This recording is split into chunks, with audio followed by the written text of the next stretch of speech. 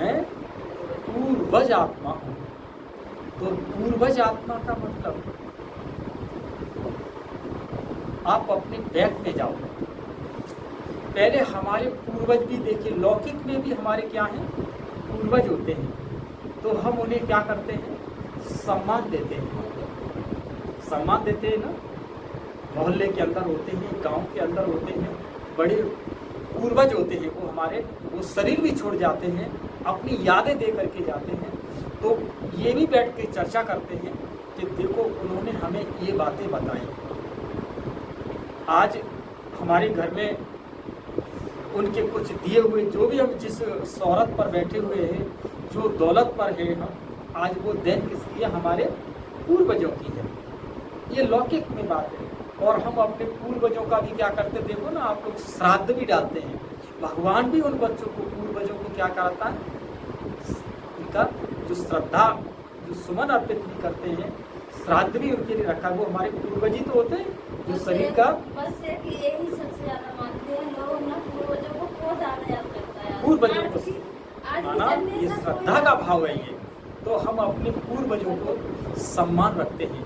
अब बाबा ने तुम्हें ये टाइटल दिया है कि तुम कौन हो, कि तुम पूर्वज आत्मा हो।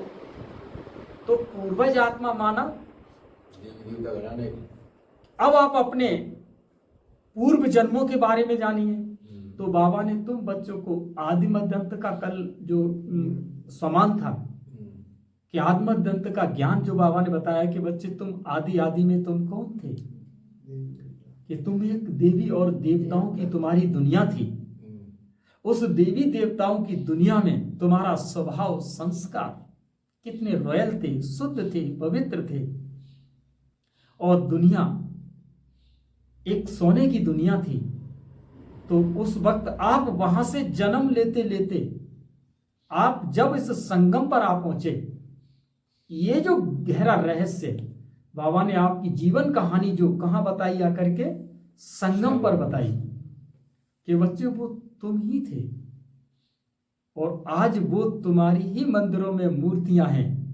और तुम आज इस साकार में आज किस रूप में हो, एक ब्रह्मा कुमार और ब्रह्मा कुमारी के रूप में हो। तो वो जो तुम्हारे वो पूर्वज थे, वो तुम ही तो थे।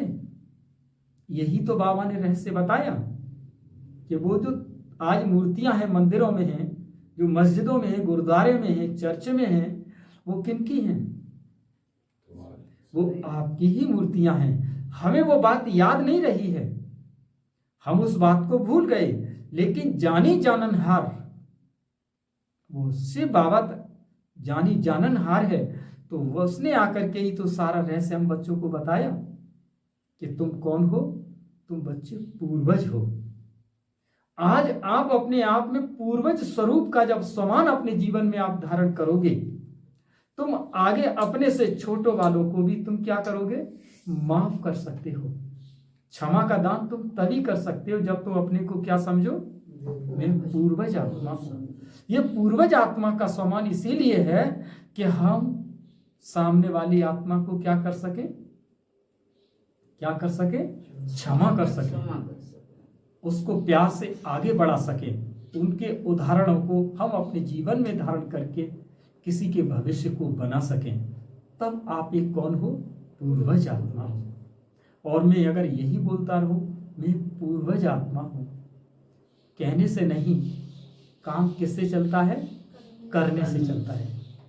कार्य किससे होता है, करने से होता है। इसीलिए इस सम्मान को हमेशा कर्म में लाएं।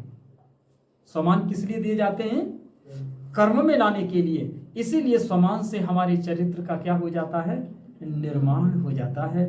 मैं पूर्वज आत्मा हूं, केवल क्षमा के लिए, दूसरों के सहयोग के लिए, उदाहरण के लिए हमें इस सम्मान को अपने जीवन में क्या करना है, धारण करना है कि मैं कल्प वृक्ष की जड़ों में बैठी हुई मैं वो पूर्वज आत्मा हूं।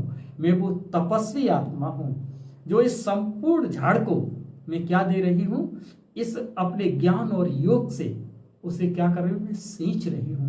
आपके पास आने वाला एक अज्ञानी बच्चा, वो उस झाड़ का ही पत्ता है, उसकी झाड़ की वो टहनी है।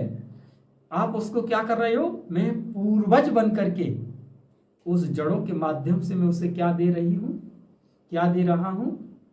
मैं उसे ज्ञान और योग से उसे सींच रहा हूं। इसीलिए मैं पूर्वज आत्मा